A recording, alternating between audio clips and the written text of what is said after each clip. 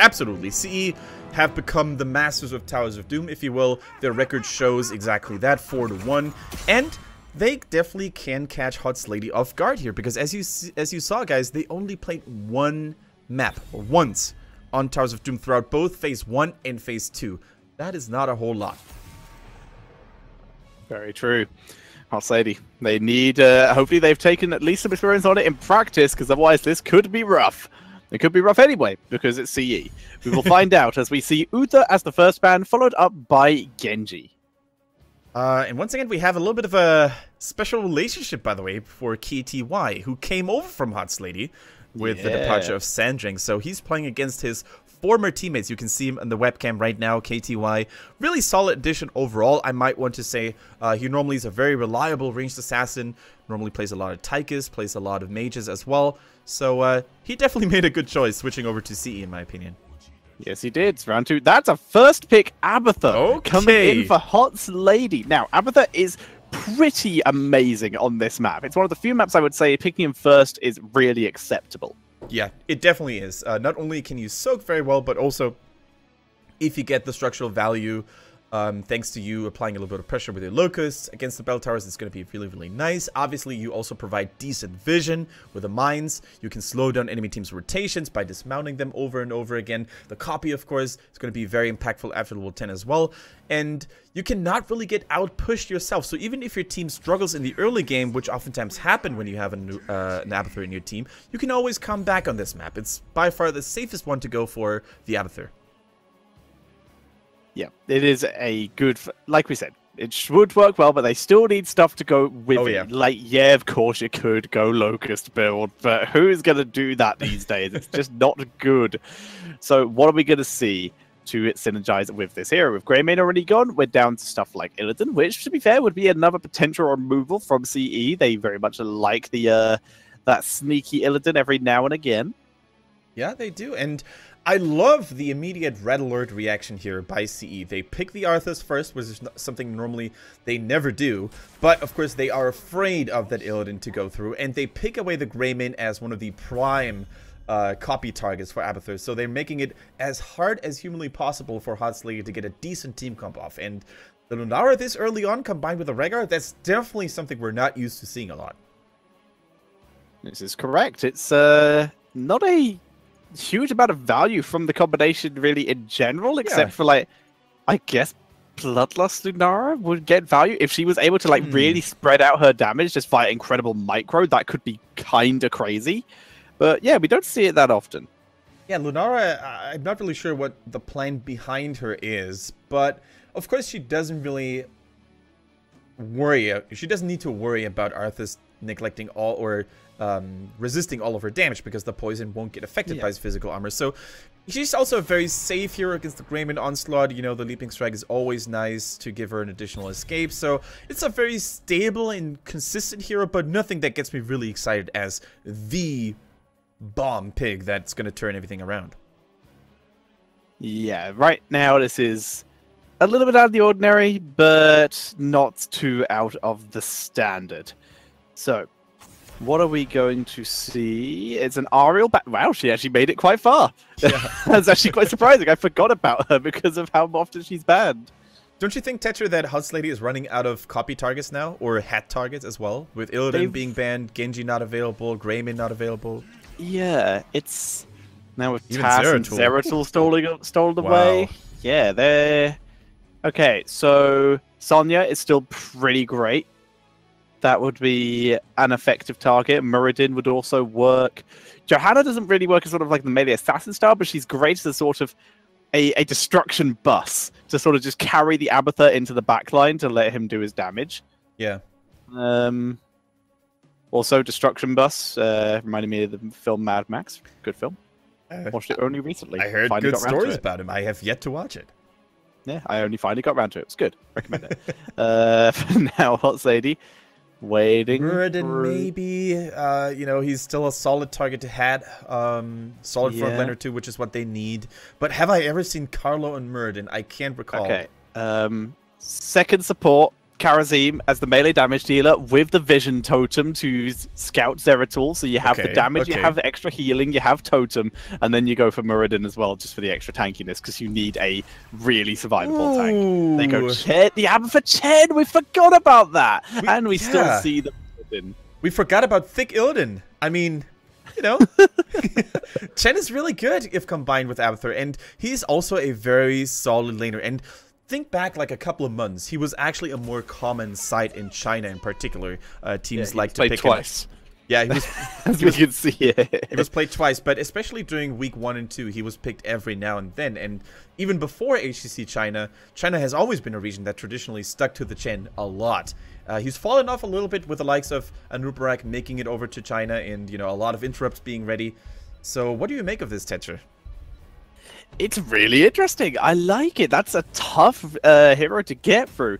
We also see we are also seeing the wonderful Brightwing Zeratul gank potential coming in from CE to try and counteract these. If they can find the Abathur out of position, they're going to be able to blow him up very quickly. She has food. And oh boy, if you remember CE's Alufal's performance on Brightwing yesterday, then you're definitely in for a treat, guys. He likes to build her a little bit differently, as I said, focusing a lot on the Arcane Flare talents at 1 and 4. Also going for Emerald Wind a lot, which is something we're not always used to seeing, but which is getting more and more popular in other regions as well. I think Smexy still refers to the Blink Heal for the most part. Yeah. But yeah, your guys are in for one hell of a treat here. Alufal, you're learning from the best if you're an uprising Brightwing player. Yes, you will be. And as we load in, we've just completed our Korean caster bingo. G Clef has arrived in the chat. Here we go. We have now had all 3. Hooray! And that is good to know. We're still a couple of the European casters and the American casters out, but we're doing really well with our caster chat bingo. You know, as we wait for the game to load in. Eastern faction, man, we gotta stick together. Korea and China, together we do this. Now, ladies and gentlemen, give it up for the 2 teams to face each other for the first time here. CE and their opponents, Hots and Lady.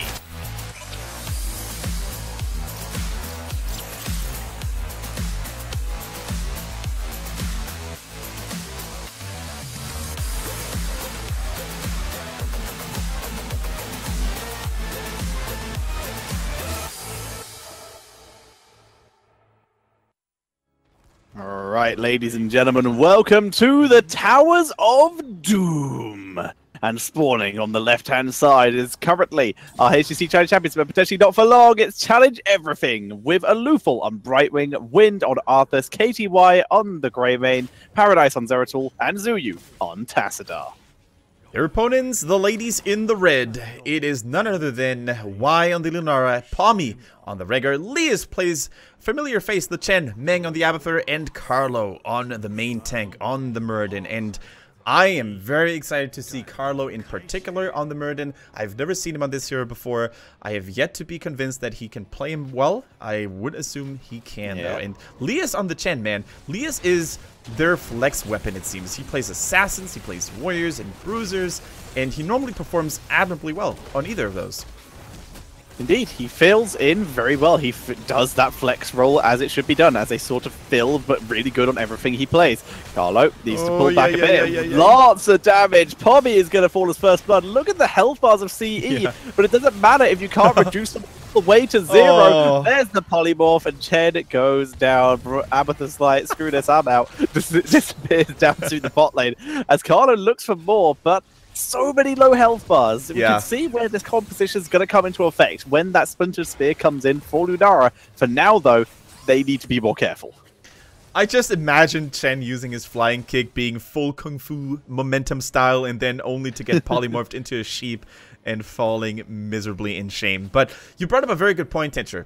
The spread out poison damage by Hot's Lady looks very scary if spread out well. However, against the double support and especially Brightwing with that strong sustained AoE healing, you need to kill a target fast. Otherwise, Tassadar and Brightwing are always going to be able to heal those allies up in time, and all of Lunara's damage won't really be that efficient. The AoE is crazy. They have the fire from Chen combined with his barrel. He's going to do huge amounts of AoE damage. Then we have the Lunara, like we said. Once Abathur is built up a little bit more here, but being on Chen or Muradin is going to create even more AoE damage. Late game, it's going to be monstrous. So CE needs to continue to put on the pressure and, of course, isolate the correct targets, like that Greymane, for example. Sorry, like that Rhaegar, for example. The Wisp tanking that Zeratul spike, I'm loving it. He will be remembered, I'm sure. But also, as you talked about Chen, he's going to be extremely... Oh, Paradise about to fall. Strong shields here and the heals as well. And I think he stays safe for now. Good job. Yeah, clutch save by Zuyu there as they move in to try and once again raid their own points because we are seeing so much aggression from Hot's Lady. It does look like CE will come out ahead there. Hot's Lady abandoned bot completely in an effort to try and raid CE's altar. Weren't able to do so, and as such, they do start off a little bit further behind. Yeah, exactly. And that's exactly the right thing to do. You don't want to overcommit in the early game. Similar to other maps, Abathur comms struggle a little bit, but as time goes by, you can come back with the copy and other talents that he unlocks later. And truth be told, on Towers of Doom, more than on any other map, you've got time. If there's anything you've got, it's time, right? As long as you manage to get at least one altar, you're never really going to fall so far behind in terms of core HP that you lost the game in the early game already. So... Oh, why? Getting taken out by Paradise here. Woo. Nicely done with the gank here. There's the root on Carlo, looking for him too, and he goes down as well. KTY almost died to the towers, but gets out of range, back to the disengage. In the meantime, we see Lias being an extremely stable laner in that top lane. He also went for Elusive Brawler, which makes a lot of sense, especially against heroes like Zeratul, Greymane, and Tassadar, whose auto attacks can actually hurt quite a bit now. Tassadar, I would actually say, is almost... nearly back to his former glory as being an all-round super solid pick. Just not quite there yet, but I found that both the Cyan Fusion build and his auto attack builds have become really, really powerful as of late. Yeah, the Cyan Fusion has jumped up very high in terms of pick parity, so it is now about a 50-50. Yeah. Agree. So... let's see, the next altar phase has arrived. Hot's Lady's top priority should be to get level 7 and defend their own altar. I don't want to see them move anywhere near the enemy half of the map by CE here. Pommy taking a lot of damage. And Pommy in particular, he needs to be so careful because I think he's going to be the primary target for the likes of Greymane and Zeratul to jump on. That'd be true. Let's see if they're going to be, if Zeratul can jump onto it, as Zeratul right now just protecting that upper area. Yep. We're just going to have a 50-50 trade. Neither team going to play over aggressive this time. Don't want to take that risk. Alright. Now, once again, the Alufil, that is, he went for the Polybomb Explosion. So after expiring, it deals AoE damage around him. And Pommy, you can't run away from Arthas. Yeah, the Unstable Anomaly. Doing a little bit of extra damage there. Not sure who that's really made for. I guess it is just extra damage is extra damage at this point because every little helps to deal with Chen. Speaking of Chen, by the way, Tetra, his level 4 talent, Deadly Strike. I haven't seen that one in competitive ever. I'm normally used to seeing the Donkey Kong build, and I'm used to seeing Ring of Fire, especially in the European scene. The Ring of Fire route is normally a little bit more common. I'm not sure if I've ever seen Deadly Strike. Have you? I have, actually. It's the extra damage after Brew, correct? Exactly, yep. Yeah, we saw it quite a bit, where the kick build became a lot more popular. Donkey Kong well, it might just be me then, yeah. In terms of Europe, yes, Ring of Fire, especially in terms of anti-hero, is immensely popular. But in terms of the other regions, this build is actually the more popular one. Okay, because for the most part in Korea, especially, it was only Cactus. It was only the Donkey Kong build, if you will. They sort of innovated this. Exactly. Europe sort of went for the anti-hero sort of went for the Ring of Fire, and everyone else sort of went for this build. Here we go. So, they spotted Paradise. He walked into the mine, but gets out of harm's way. Yep, very nice. So speedy, so fast. Actually, Abathur on this battleground on Towers of Doom is fairly safe against potential Zeratul harass because he can always pull back. There's always going to be a bell tower nearby. It's not like, forts are going to be destroyed forever or keeps are going to be destroyed forever, resulting in Abathur not getting out as much. There's always going to be a building to retreat behind. Yeah, so only one altar here, and once again, we're going to see Hot's Lady doing their best RPG impression and ignoring the objective completely. They don't have a level 10 yet, so they are just playing the defense game. Yeah, absolutely. And the mercenaries are getting them a little bit of value here. Pommy jumping in with a fair lunge, but not really overcommitting. And slowly but surely, level 10 has been unlocked here for Hot Lady. Is it going to be early enough for them to defend this bottom bell tower? I don't think so. There we go. Yeah, that bell tower's gone, but instead they're going to try and get a counter one. Unnecessary Emerald Wind here, but Alufa would rather be alive than alive without a heroic than dead with also without a heroic, I suppose, because he did burn it either way. Chen could have actually just kicked back in after the Emerald Wind expired, but for now, we do see the survival coming out from Alufa. Yeah, and it's not the longest of cooldowns anyway. The Emerald Wind, 60 seconds. That's definitely doable. Like, if you pull the trigger a little bit too early, you should have it ready for the next team fight. Anyway, now immediately Avatar response here by Carlo. He is trying to get safety.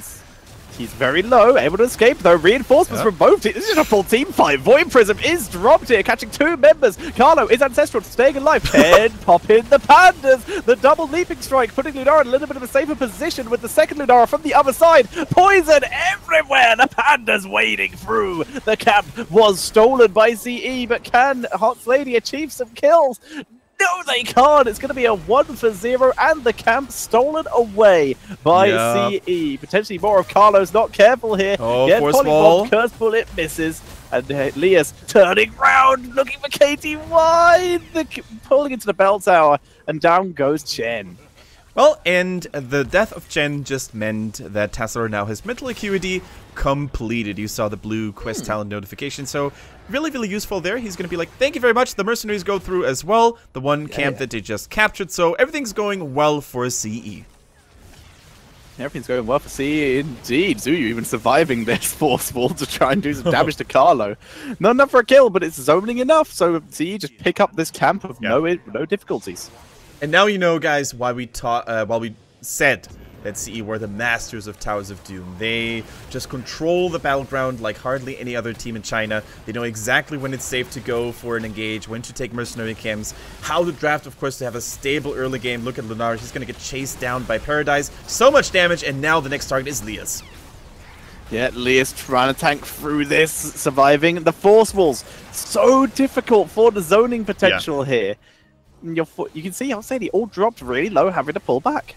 Yeah, I mean, normally when you're near your own death zone, you feel a lot more comfortable and safer actually to go for a funky place because you can always retreat behind the line. But if there's a force wall, Tassadar can just say, nope, not today. We're going to keep you right here and we're going to finish you off. And I'm experiencing some heavy lags and freezes. I'm actually going to... Yeah, I have the same. My broadcast, my latency hasn't changed, so I'm good for good for now. Just double check here real quick what my latency is. A little bit higher, 8 seconds. I think that should be okay. Jumping between 7 and 8, so we're close enough. Okay, there we go. Yeah, for those who don't know, exclamation mark quality in the chat gives you some information, but we are both casting from a clean feed due to China being a broadcast of us, basically. We're not in the studio. We are casting from home. Winky face at Blizzard, please fly us over, make us living the life. And wouldn't mind it. I wouldn't mind it. China seems cool. As we see CE. Wow, double root there. Nicely done from Wind there as he continues to hold the line. Zuyu's dropping low though. This AoE damage is starting to get a little bit out of control. Yeah, another Howling Blast. Like, Wind has deadly accuracy here with his Howling Blasts. And of course, for him going for the level 1 talent, that means that he's going to have them ready more frequently. Look at that. He's hitting every single one of them. Yeah, Psystorm demounting as well. Mine, is it in time? No, taken. The ult's stolen away by Zeratul. Now all CE have to do is to defend their own. They're getting the bot one thanks to Brightwing, who can teleport up. They could get all 3.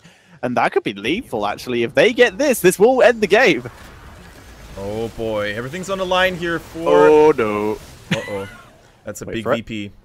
Fights on pause. Fights off pause as the huge damage comes in onto Rhaegar. He gets taken out by Zeratul as the first kill of the fight. The counter focus coming in from both sides thanks to Lunara. Chen is holding his own for the moment. He's holding his own, but for how long? Zui using the dimensional shift to get out of harm's way. Elias is the next target to focus down. He gets saved by the Pandaren friends, though. And Carlo, they ignore Murden. They don't want to deal with a feisty dwarf. They want to get... Okay! Panda's dead. If you lose all your clones, the real one dies too. Carlo needs to 2v2 actually. He has Abatha. He's driving him away. He needs this point though. If he doesn't, then they lose it. No, don't run away. No. You don't have time for the fountain. Get back in there. Okay, it's only 5 shots, I believe, though. So I think, right? It's 1, 2, 3, 4, 5 shots. Yes, it is. So this isn't lethal. Okay. It's all good. It's all good. Okay, that was a heated battle, though. Okay. Okay, well, they now have 1 core health, so that's good. That is almost as good as being dead anyway, because now on Towers of Doom you have plenty of winning conditions. You can go for the boss, you can do some mercenary camps right now. Yeah. The next temple phase, altar phase might be the last one. No way, they need to be aware of the boss, right? Okay, mines are nearby. Good job by Abathur keeping the vision clean. Yeah, Chen's just here, scouting out for the moment.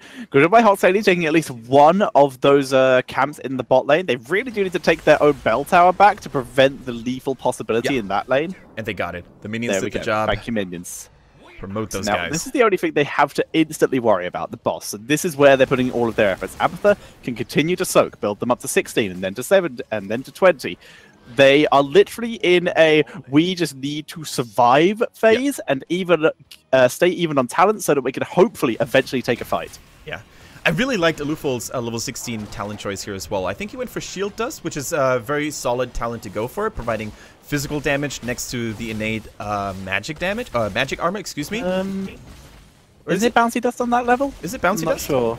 I will double check for you. I will double check. But what the belt marking's down again. Yeah. What I wanted to highlight though was the 16 talent, the Greater Polymorph, and that is really solid against targets that you don't want to participate in a team fight. So against the Chen, it gains so much value because Chen won't be able to use his kicks as much. He will be much easier to focus down while, being a sheep or a cat or a pig.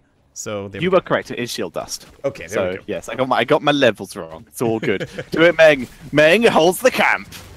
Okay. That's always a risky thing to do. Oh no. That's likely GG. Ludara and Chen just got killed off in the mid lane. It's a 3 versus 5 right now to protect 2 altars. They're coming in. Get to win. What? Hello? Win. Too late. And that is GG. CE take game number 1. So that looked a little bit anticlimactic here, but I mean, Hot's Lady, it was really rough for them to enter this altar phase in the first place, right? Because it was towards the bottom half of the map, and the bell tower was once again recaptured by CE, making it extremely hard for them to punch through. So it looked a little bit more goofy than it actually was, and if you've ever played Towers of Doom yourselves in that situation, you know exactly what we're talking about. But we gotta give it to CE. They once again played their home turf like it is supposed to be played. Good job by them.